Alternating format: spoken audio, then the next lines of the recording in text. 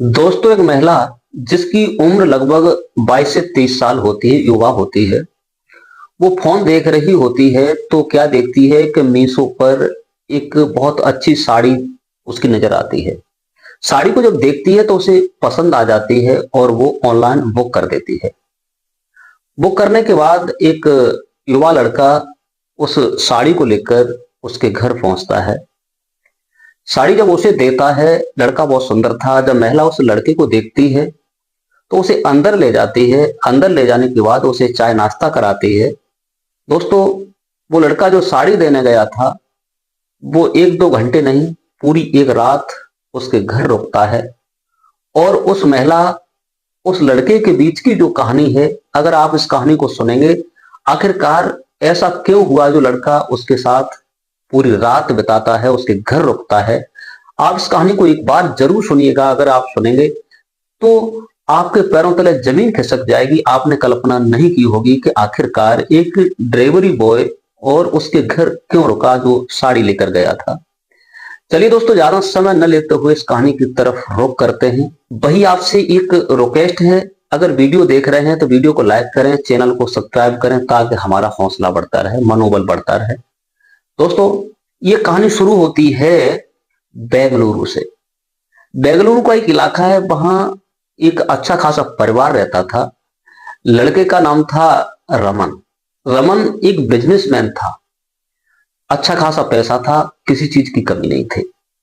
तो उसकी शादी होती है 15 जनवरी 2017 को। शादी होकर आती है, लड़की का नाम था संध्या। संध्या भी बहुत सुंदर थी, पढ़ी लिखी थी, समझदार थी। शादी हो जाती है, लड़का बिजनेसमैन था और वो लड़की अपने ससुराल आ जाती है बेंगलुरु में। ससुराल आकर रहने लगती है। उसका पति जो था, अपनी पत्नी के साथ बहुत कम समय दे पाता था। पत्नी विचार करती थी कि हमारे पति बिजनेस में हैं, इसलिए बाहर बने रहते हैं, और उसका पति रोजाना उसे बातें बनाता रहता था। एक दो महीना तो ठीक चलता है संध्या और रमन का, लेकिन संध्या को नहीं मालूम था, लेकिन संध्या जो थी, इसका चरित्र इसका भी ठीक नहीं था। दोस्तों, कहते हैं कि बड़े शहरों की लड़कियां और गांव की लड़कियों में बहुत बड़ा फर्क होता है। गांव की लड़कियां और शहर की लड़कियों में बहुत बड़ा अंतर होता है। शहर की लड़की चाहे जहां चली जाए, कोई बोलने वाला नहीं है। गांव की लड़की अगर कहीं जाती है तो 50 अंगुली उठाने वाले होते हैं। गांव की लड़कियों का फिर भी चरित्र ज्यादा बेटर होता है। और दोस्तों, वही हुआ। अब जो रमन था, अपनी पत्नी को इतना न प्यार करके उसकी एक गर्लफ्रेंड थी, उससे मोहब्बत करता था। दो दो दिन घर नहीं आता था, होटलों में बिताता था उसके साथ। जब उसकी पत्नी ने देखा, संध्या ने विचार किया ऐसे गुजर नहीं होगी। एक दिन उसने पति को पूछ ही लिया, तो रमन ने साफ कह दिया कि मैंने तो दूसरे के साथ कोर्ट मैरिज कर लिया है, मैं उससे प्यार करता हूं। ये बात सुनकर के वो लड़की के पैरों तले जमीन खिसक जाती है और वो दोनों ही डिवोर्स ले लेते हैं, तलाक हो जाता है।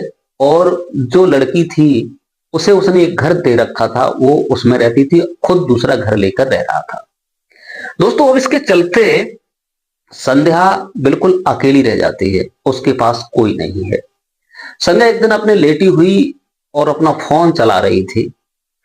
फोन चलाते चलाते और मीशो का अकाउंट खोल लेती है। उसे किसी कपड़े वगैरह की जरूरत होती है, तो मीशो पर अकाउंट खोलती है। तो उसमें क्या देखती है कि बढ़िया बढ़िया साड़ियां उसकी नजर आती हैं। एक दो साड़ी देखती है, तीसरी देखती है तो एक पसंद आ जाती है, तो उसे वो बुक कर देती है। अकाउंट से पैसा कट जाता है, बुक कर देती है। उसमें 2 दिन का समय दिया था। उसके बाद अपने काम में लग जाती, जो कर रही थी दिनचर्या में। और दूसरे दिन लगभग दिन के 3 बजे एक लड़का आता है, जो उसे साड़ी देने के लिए, डिलीवरी करने के लिए जो एड्रेस दिया था उस पते पर उसके घर पर पहुंच जाता है। उसके घर जाता है और वो लड़का बेल बजाता है। बेल बजाता है तो उससे बेल की आवाज सुन करके संध्या गेट पर आती है। गेट पर आने के बाद उस लड़के को देखती है तो उसे एक टक देखती ही रहती है। लड़का साड़ी निकालता है और कहता है कि आप मैडम अपनी साड़ी लीजिए और आप हमें ओटीपी दीजिए, जो कि मालूम पड़े कि हमने साड़ी आपको डिलीवर कर दी। वो कहती है कि अब मुझे साड़ी नहीं लेनी, अब आप साड़ी ले जाइए, मुझे ये साड़ी नहीं पहननी है। वो लड़का कहता है आखिर आपकी डिलीवरी हो चुकी है, आपके दरवाजे पे आ गई है, तो आप इस साड़ी को रख लो और साड़ी ले लो, कोई दिक्कत तो नहीं होने वाली है। लेकिन संध्या जिद करती है कि नहीं। तब वो लड़का कहता है कि आखिर साड़ी तो लेनी ही पड़ेगी, तुमने बुक किया है तो साड़ी तो कौन लेगा। दोस्तों, ये बात सुनकर के वो महिला साड़ी को ले लेती है, साड़ी लेती है और अंदर ले जाती है। लड़का कहता है कि मैं अब जा रहा हूं, एक काम कीजिएगा, मुझे एक गिलास पानी पिला सकती हूँ।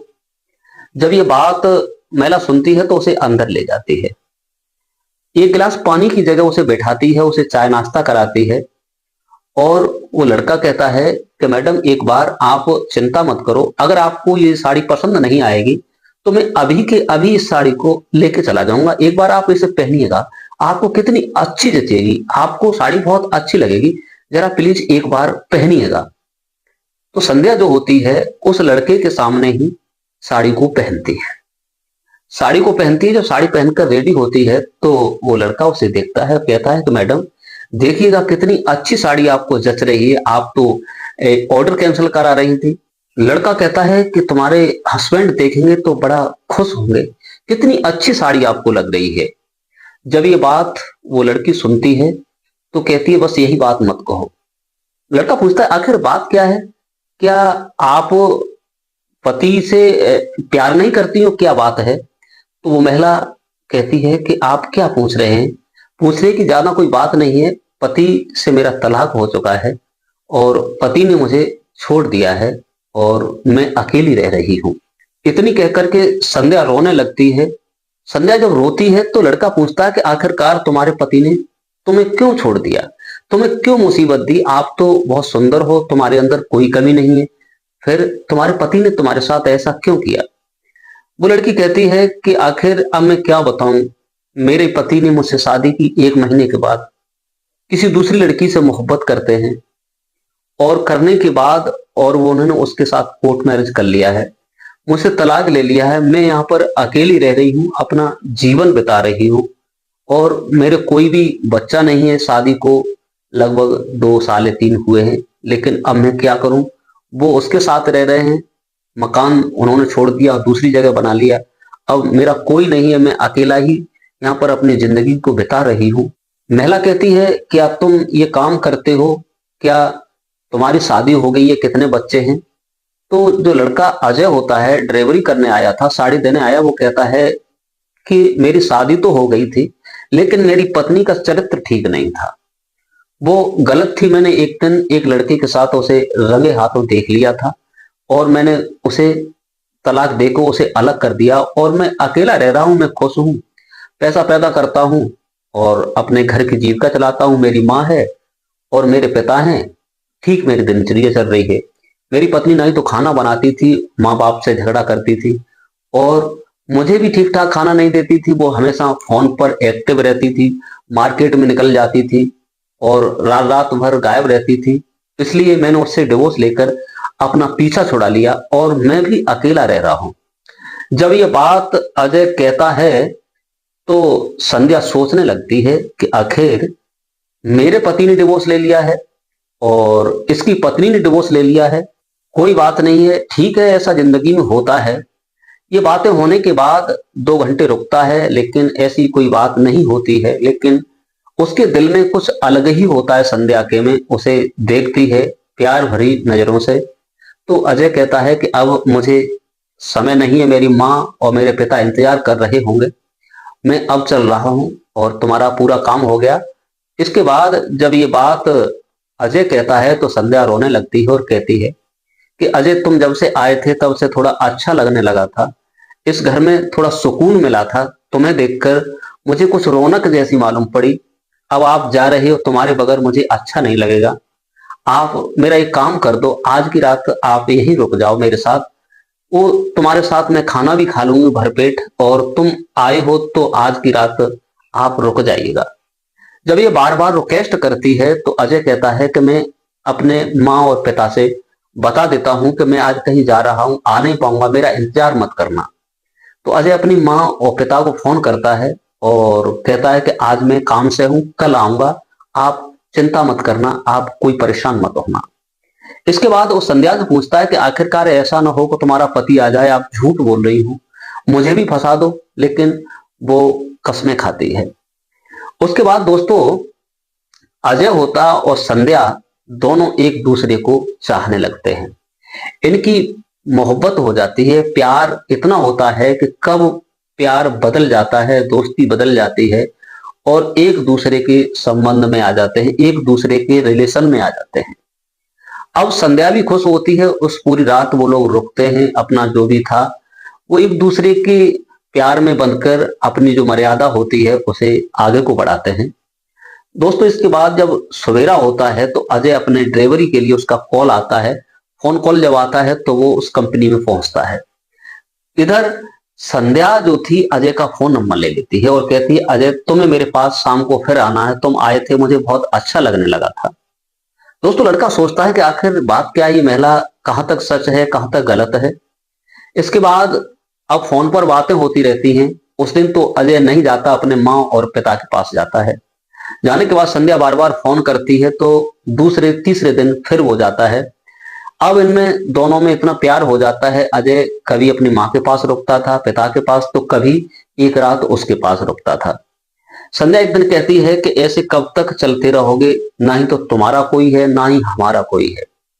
अगर ऐसा ही काम चलता रहेगा तो कैसा होगा, हम और आप शादी कर लें तो कैसा रहेगा। जब ये बात संध्या कहती है तो अजय कहता है कि हम अपने माँ और पिता को पूछ करके ही निर्णय लेंगे, आपने जो कहा है इसका उत्तर अभी तो हम नहीं दे पाएंगे। सवेरे अजय अपने घर जाता है और जाने के बाद अपनी माँ और पिता से कहता है कि मैंने एक लड़की देख रखी है और उसके पास सब कुछ है, कहो तो उसके साथ शादी कर सकते हैं। उसकी माँ कहती बेटा अगर बहू आ जाएगी तो घर सुकून में हो जाएगा, आप शादी कर लो तो कितना बेस्ट रहेगा। जब ये बात अजय सुनता है उसके पिता कहते हैं तो फोन पर ही उससे कहता है कि शाम को आकर बताएंगे।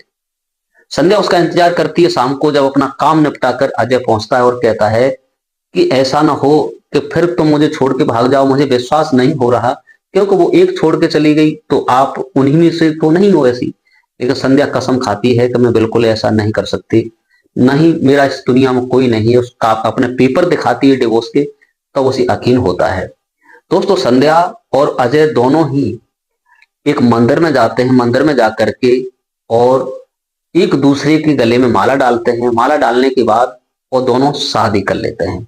शादी करने के बाद दोनों ही पति पत्नी के बंधन में बंध जाते हैं और अजय जो होता है अपने माँ और पिता को लेकर उसी के घर आ जाता है, क्योंकि उसके पास किसी भी पैसे की कमी नहीं थी, वो आखिर पैसे वाला था। दोनों ही बड़ी प्यार से पति पत्नी बनकर रहने लगते हैं। एक दूसरे को एक दूसरे ने समझा और प्यार आगे बढ़ाया, मोहब्बत हुई, शादी कर ली। दोस्तों कमेंट में जरूर बताइए दोनों लोगों ने ये शादी करके सही किया या गलत किया, अपनी राय जरूर दीजिएगा, क्योंकि अधिकांश ऐसा होता है दोस्तों, अधिकांश ऐसा हो रहा है।